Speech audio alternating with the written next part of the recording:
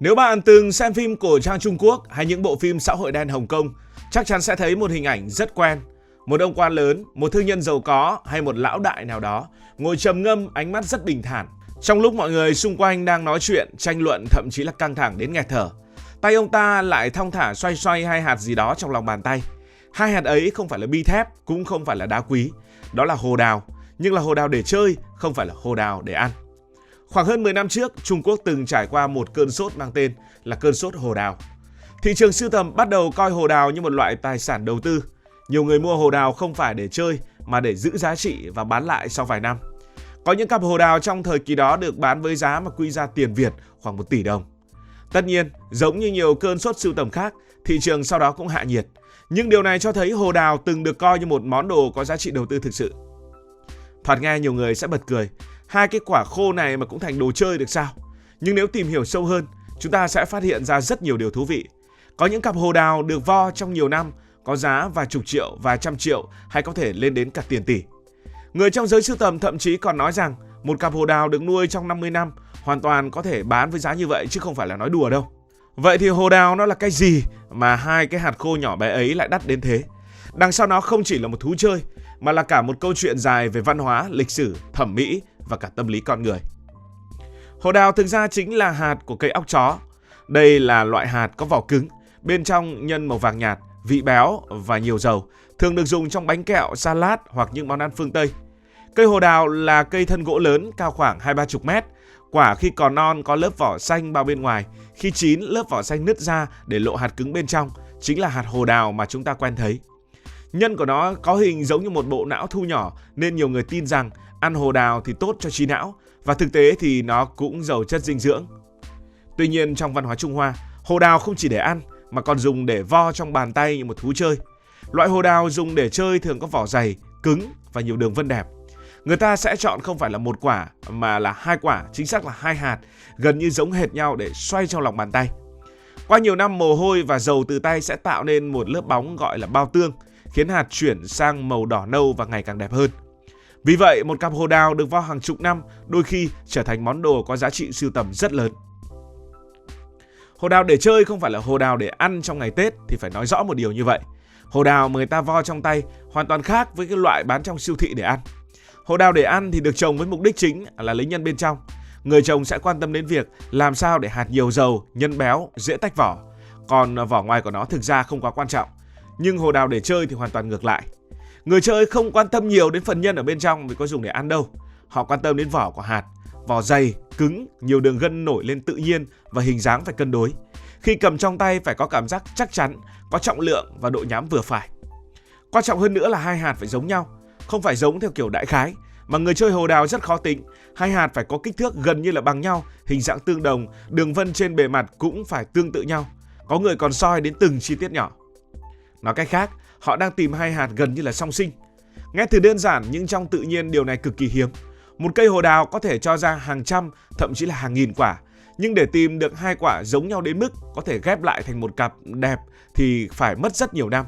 Chính sự hiếm đó đã khiến giá của hồ đào bắt đầu tăng lên. Một thú chơi có lịch sử hàng trăm năm, thú chơi vo hồ đào thực ra không phải là một trào lưu mới.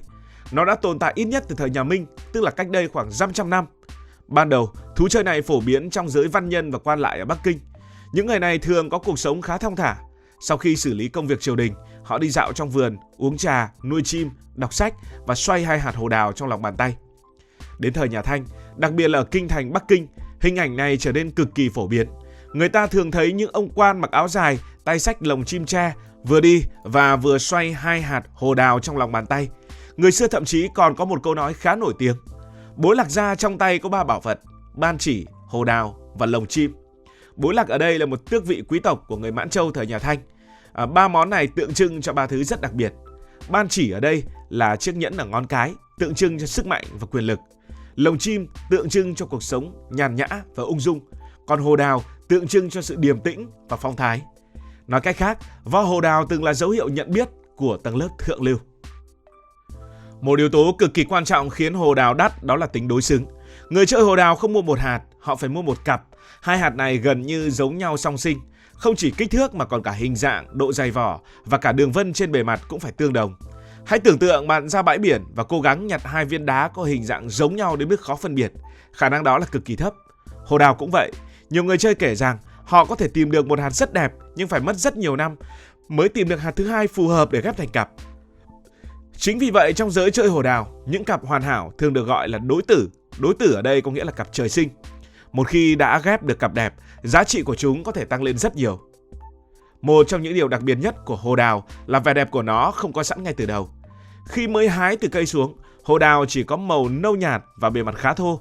Nếu đem bán ngay thì nó không có gì đặc biệt. Nhưng khi được vo trong tay nhiều năm, điều kỳ diệu bắt đầu xảy ra. Mồ hôi tay, dầu tự nhiên trên da và ma sát liên tục dần tạo ra một lớp bóng trên bề mặt hạt. Trong giới chơi đồ cổ, lớp này được gọi là bao tương. Theo thời gian, màu sắc của hồ đào sẽ chuyển từ nâu nhạt sang đỏ nâu, rồi dần dần trở nên bóng sâu như gỗ quý. Những đường vân trên bề mặt cũng trở nên rõ ràng hơn. Một cặp hồ đào được vo 20 năm có thể trông như một món đồ gỗ cổ. Vào 40 năm có thể bóng như đá mã não. Còn những cặp vo 50 năm trở lên đôi khi giống như ngọc cổ. Chính vì vậy người chơi thường nói một câu rất hay: hồ đào không phải đồ chơi, nó là thứ được nuôi bằng thời gian. Bạn có gì với thời gian? Bạn có thể mua vàng bạc ngay lập tức, bạn có thể mua kim cương ngay lập tức, nhưng bạn không thể mua được 50 năm. Một cặp hồ đào vo 50 năm nghĩa là nó đã nằm trong tay một người suốt nửa đời người, thậm chí là quá nửa đời người. Nó đã trải qua hàng triệu lần xoay, hấp thụ mồ hôi và dầu tay suốt hàng chục năm. Thời gian ấy không thể sản xuất hàng loạt trong nhà máy. Đó chính là điều khiến hồ đào trở nên đặc biệt. Nhiều cặp hồ đào được truyền từ cha sang con, từ ông sang cháu. Mỗi thế hệ lại tiếp tục vo chúng trong tay, khiến màu sắc ngày càng sâu và bề mặt ngày càng bóng. Đến lúc đó, giá trị của nó không chỉ là vật chất mà còn nằm ở câu chuyện và lịch sử của chính nó. Nhưng không phải tất cả cứ vo là ra tiền, không phải tất cả hồ đào đều có giá cao. Chỉ một số giống đặc biệt mới cho kết quả như ý. Những giống này thường mọc ở các vùng núi phía Bắc Trung Quốc như là Hà Bắc, Sơn Tây, Thiểm Tây. Trong đó có vài loại nổi tiếng ví dụ như là sư tử đầu, quan mũ hay là hổ đầu. Tên gọi nghe rất thú vị vì hình dáng của chúng thực sự giống những thứ đó. Có loại tròn lớn với những đường gân sâu sâu giống như bờm sư tử. Có loại thì phần trên nhô như chiếc mũ quan.